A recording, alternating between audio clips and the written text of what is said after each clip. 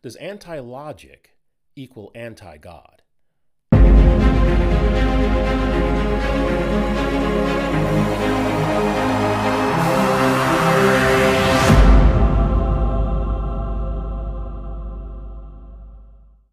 Welcome to Uncolored. I'm Kevin Metcalf.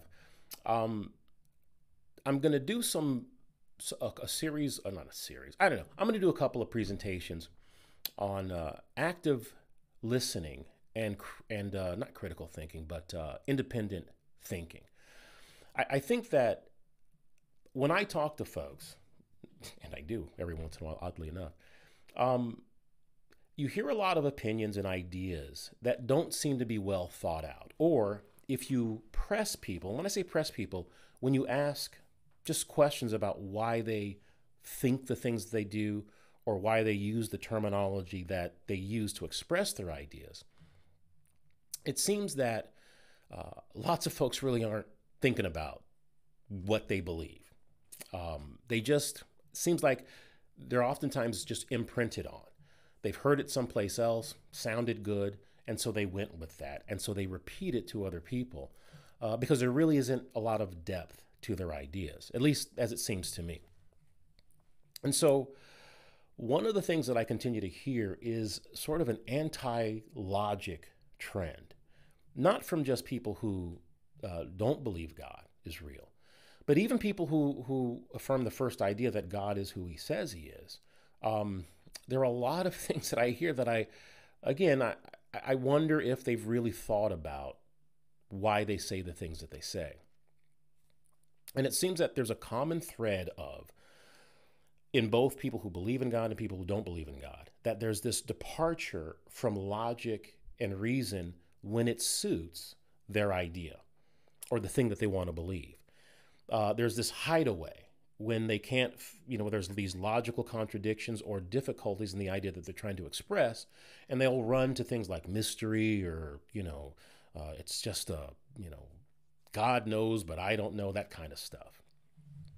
And I'm just not sure that those sort of escape techniques, in my opinion, are legitimate, at least not all the time. Listen, we're clearly not going to know everything about everything. But I think it's fair to say that there are some things that are pretty clear and logically sound. And it seems to me that when you stray from logic, you go into an area that I think is very problematic. Now, I've read this thing before. Let me see if I can find it. This is by a guy named Stuart Hackett. For those of you who've seen some of the older shows, you've seen me read it a lot, but I think it bears repeating because it's a fantastic idea. And the idea is it's sort of a warning against straying from logic and reason. Here it goes. Let me see if I can find it right here. Okay, this is from Stuart Hackett from his book, The Resurrection of Theism, on page 38. It says, if a statement about the real world is self-contradictory, it is false. It's a false statement. And this is not merely in the sense that the statement is internally absurd, but also in the sense that it is a false account of the real world itself. For if we assert that a self-contradiction is true, then we are rejecting a principle upon which the possibility of any assertion at all rests, namely, that a thing cannot both be and not be in the same manner. And he finishes by saying, at least this section, if this principle is false, meaning if you can assert a self-contradiction and it's true, okay, this is what he says. If this principle is false, no knowledge is possible. I think that's an important idea, and I think it's correct. Because again, if we're starting to say that, well, my idea works over here, but over here we have to accept this contradiction. If we just can't say that that's false, then I think we're walking into an area where I now don't have the ability to object to anything at that point. So let me show you how I think it sets up. I think that this is true. When in Genesis, where it says, in the beginning was the Word, and the Word was with God, and the Word was God.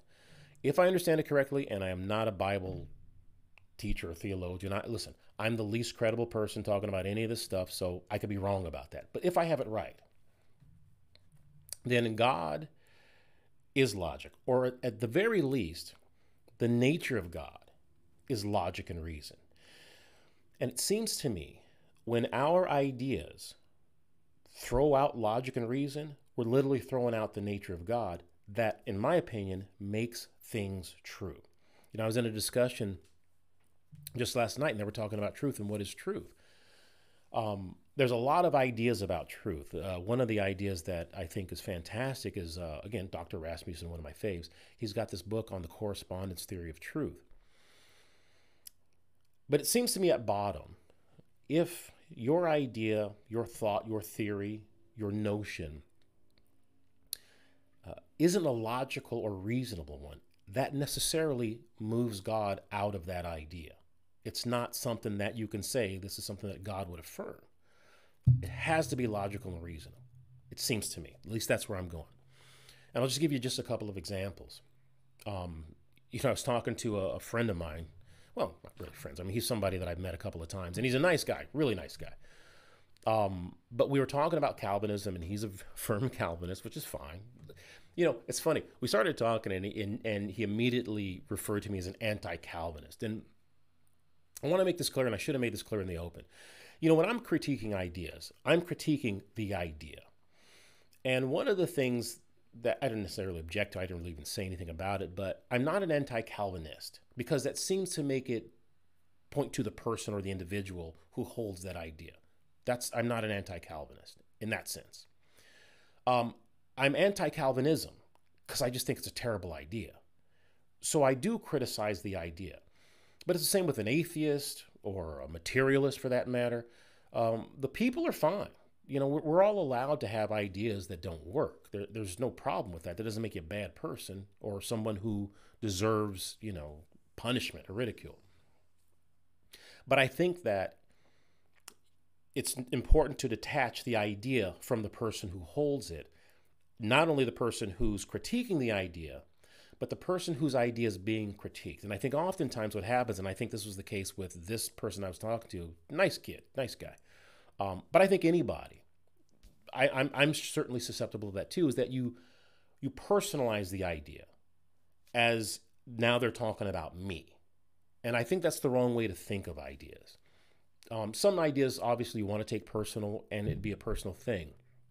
But when you're talking about ideas in general, I think it's important to stay to the idea as much as possible, although that's not always the case. And, listen, I'm sloppy at that myself. But my point is, I'm going to be critiquing Calvinism, materialism, some other ideas, and you have every right to come back at me and in the comments if I'm misrepresenting the idea. Or if there's something that I'm not seeing that you're seeing, because there's some very brilliant people who are materialists, they're Calvinists, they're atheists, all of these ideas that I disagree with. But boy, I'll tell you what, I think they're wrong. But they may know something that I don't know. So I'm always open to that when I'm giving my critiques. Just keep that in mind. What I'm criticizing specifically today is this idea that you can have an idea promoted as true, yet very important aspects of that idea just are logically contradictory. Did I say that right? And they're apart from logic and reason. And I'm making the case, or at least it seems to me, that if I'm understanding this Genesis idea, and again, I by no means think that I have, mined the depths of the idea of, the word at the beginning. But that at least has to be some aspect of it, as it seems to me. And if that's the case, to the degree that we push out logic and reason from our ideas, I think we're pushing God out of our ideas. And I don't know that you can have an idea that's logically contradictory and it also be of God, as some people assert. That's what I was getting into. Or at least that was the point I wanted to make with my Calvinist friend. But, those conversations never go anywhere. I don't want to get into them, but I'm willing to have them. As a matter of fact, again, I would invite anybody who's a Calvinist who disagrees with me and, I'm not seeing it right. I'm happy to talk with you. And I mean that. But here's the point. One of the things that this gentleman was telling me was, when we're talking about Calvinism, is that they hold to the idea that God determines every single thing that you do. But also, you make free choices and you're responsible for those choices. And so when I put it in my dumb guy way, because I'm a dumb guy and I can't talk like, the regular folks talk. But I always like to put things in a very simple way so I can understand it. And it seems to me that this idea basically says that everything that happened and is happening doesn't happen because we make decisions, but because it was scripted out by God, like he was the producer of a play before anything happened. And so everything that happens, if a leaf falls in your backyard, it didn't just happen because of some natural process. It was scripted to happen exactly as it happened, that leaf falling. You having a ham sandwich, whatever you think of, if you're thinking of something, that has been scripted before you were even a thing. And so I pointed out that it's a logical contradiction with the idea that I make choices and that I should be responsible for those choices. And he agreed. Generally speaking, Calvinists have no problem with the fact that those two things don't make sense. But for me, once you do that, you got to put it on the outside of the line. And so take a look at this little graph that I made. And it shows on the left side, I guess, as you're looking at it, it seems to me you have this area where the Logos, God, and that's the reasonable area. Logic and reason are in that area. On the other side, that's not a logical or reasonable place if I understand Stuart Hackett correctly. And what Stuart Hackett seems to be saying is that area, that's loony land. That doesn't exist. Those things are false. Why? Because we can pick out and demonstrate a very clear logical contradiction. And if we're going to say both those things are true, we got to move it to that outer region over there. That's how I look at things. And that's why when I'm talking to people and I'm listening to their ideas and asking them about, how did you come to that conclusion? Or why are you using that terminology? Or what do you mean by that? Oftentimes there's this place where they understand that, well, it doesn't quite make sense the way I'm saying it. And oftentimes they'll go, well, this is what I mean, and it clears up that logical contradiction and you can move on. But sometimes, just like with this, Calvinism, at least for me, you can't move on from it if you're going to stay in logic and reason. And for me, I like to stay in logic and reason. That's just my thing. And that's why, for me, Calvinism doesn't seem to be a tenable way to understand the Bible. How about materialism? Same idea. I played you that cut of Richard Dawkins, and he was talking about, the goal of biologists is to figure out how you get all this complexity and purpose from virtually nothing, and then you hand the totally, absolutely nothing to the physicist. Okay, that seems to me absurd. The idea that you can get something from nothing, that just seems to be very absurd. And so, for me, that part of the idea has to go out there. Now, materialism as a tool for science, I think is fantastic. There's all kinds of wonderful things that we have, we know, we understand about the material world because of that material paradigm. I think the problem is when you try to extend that material paradigm to all of reality. That's when the problems start. That's when the explanatory power of materialism starts to deplete. You're not able to explain things like consciousness, intentionality, first-person experience. Those things just simply can't be explained with the materialist paradigm. And so as long as the materialist paradigm is just for the material world, it's a very good, logical way to understand things. But once you move beyond that and say, well, materialism explains consciousness, experience explains why you love your child, but it's all an illusion, then it starts to get problematic, and I got to push that out to that area of just not logical. Because what you're saying is something that couldn't possibly come from a material source somehow did. And it hasn't been demonstrated how that could happen. A lot of theories and ideas, and they get more speculative as you get into them. But as far as, unless you can demonstrate it, I got to push it out there. Okay. What about another idea? Postmodernism.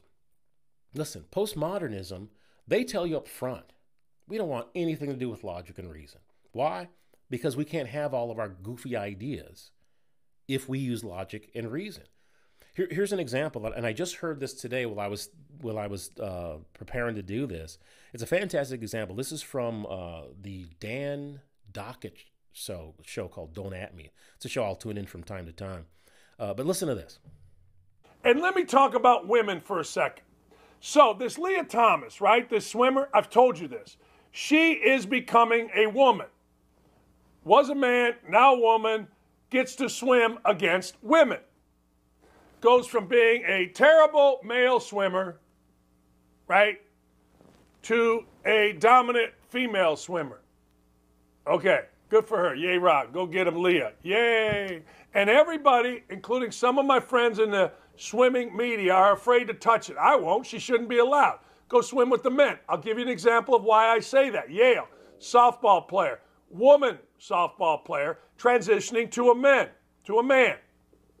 Guess who she plays against? The women. Now, what do you think about that? So a guy transitioning to a woman competes against women. A woman transitioning to a man competes against women. Why? Why are we doing this? So you can see the problem there. The transition to a woman, I'm playing women's sports. The transition from a woman to a man, I'm playing women's sports. There's a problem there. There's a logical inconsistency there. And people are too cowardly to call it out. Listen, I don't think, I'm with Dan. I don't think a man transitioning to a woman should be playing women's sports. That's totally wrong. That's my opinion. Why? I think it's logically sound.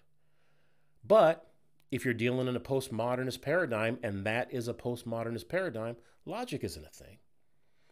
And I think the key of all three of those things is that I went from a position that's supported by logic and reason, which I think by extension means that's where God is, logic and reason.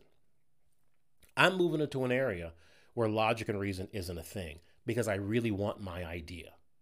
And if I stick to logic and reason, I can't have my idea. So I need to move outside of that. That's why I think all of those ideas are outside of not only logic and reason, but I don't think God has anything to do with those ideas. I don't think materialism as a worldview, I don't think that has anything to do with God.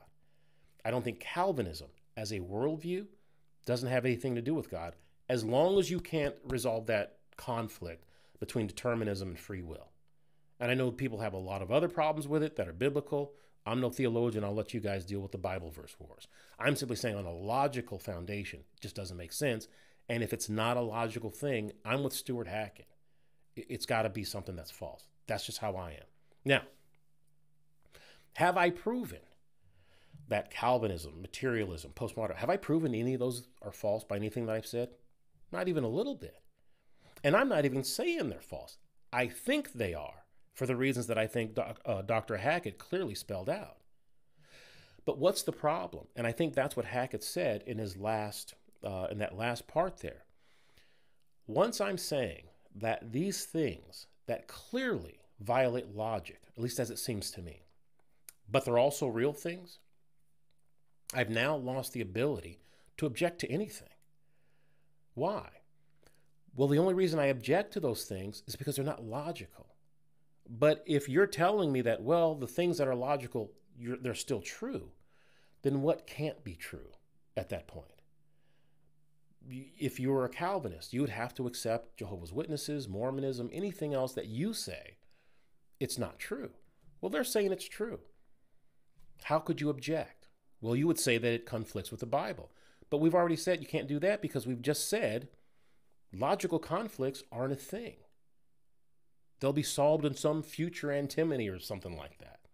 See the problem? If I'm going to now accept ideas that clearly are logically untenable, I have to accept every single thing. And that's why I think it's a bad idea when I say bad idea, let me take that back. That's why I think it's problematic when people are talking about the things they believe or the things they want and the things that they should be. And then you go, well, there's a problem here. And they go, I don't care. I want it. You're out there. I think you're apart from God. I think the only way, well, that's not true. It's not the only way. I think one way that God allows us to understand his world and reality is that we stick squarely in a place that makes sense and doesn't have those logical conflicts. So when they do, I think that's at least a sign there's a problem with our thinking and we should probably start over again until we can make everything fit together logically and reasonably. That's how it seems to me. This is another reason why. That's how we operate in the real world. You know, back in the day when I was at work, I couldn't bring in somebody and charge them with a crime. And then I go to court and the judge goes, well, you've got this logical problem in your report. I couldn't just go, well, you know, it's a mystery, judge. I couldn't do that. He tossed me out of court. But those are the kinds of excuses that you hear constantly from materialists, from Calvinists, from the postmodern world. It's, I'm enlightened. That's that's what my friend told me. He's enlightened and God touched him in a way so he can understand things that, you know, regular Christians can't. All right, listen, I can't fight you on that. If you're going to go into this enlightened stage, which it's not just a lot of Christians or religious people will do that. A lot of atheists do this. A lot of enlightened folks who are in this enlightenment thing, they think that they're just brighter than everybody else. Well, listen, I can't touch you if that's your argument. But the problem is any old lunatic could say that. Anybody can say that I've been touched in a way that you haven't been touched, and that's why I understand it and you don't. Okay.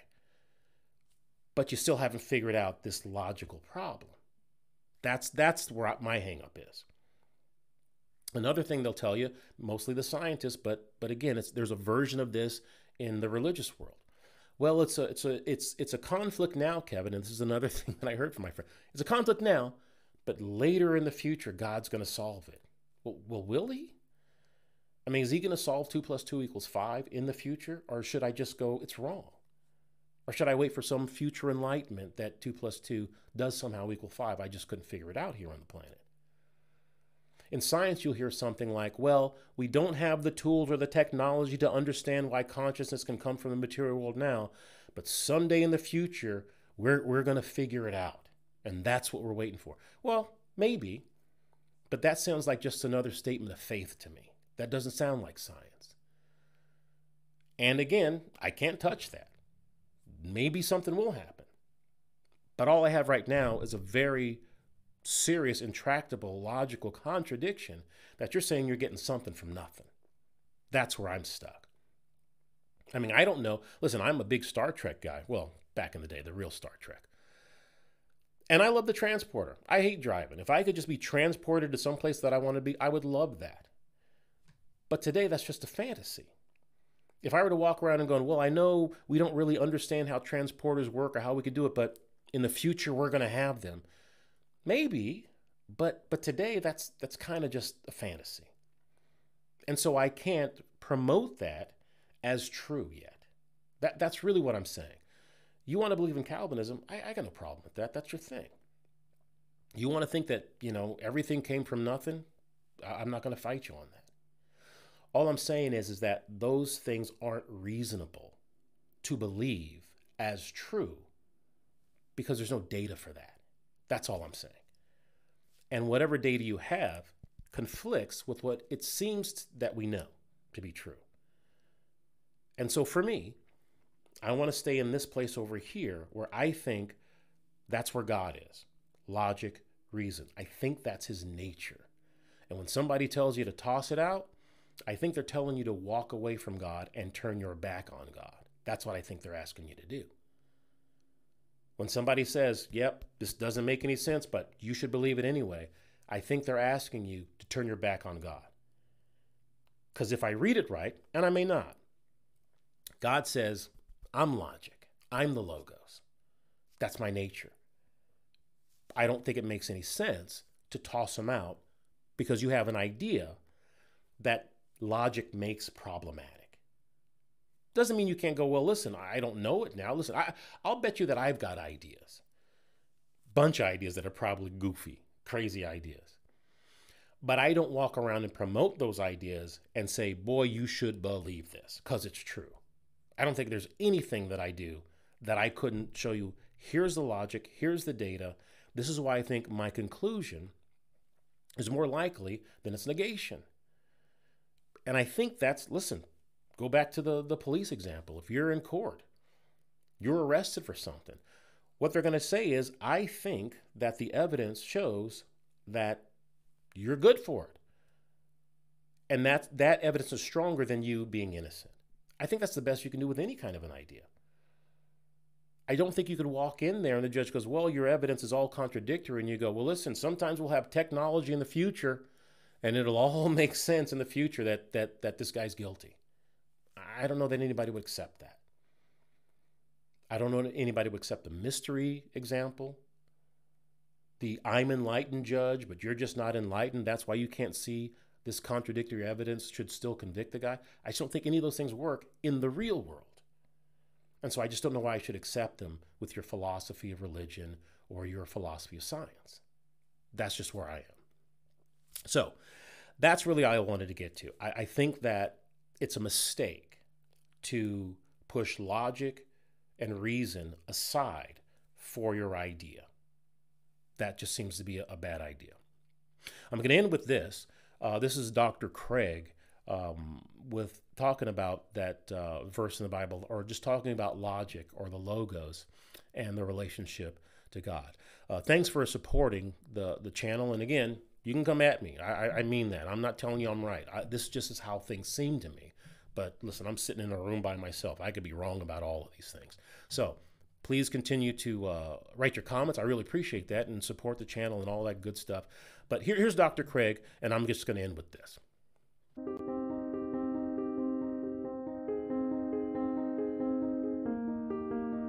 I think that God always operates in accord with logic, but I would not say that he's constrained by it in the sense that logic is some sort of an external straitjacket imposed upon God. Rather, it is God's very nature as the logos, reason, to be logical. So I would say that logic is simply a codification of the way God's mind naturally thinks. So God is the supremely rational agent, and logic is a reflection of that aspect of God and of his greatness.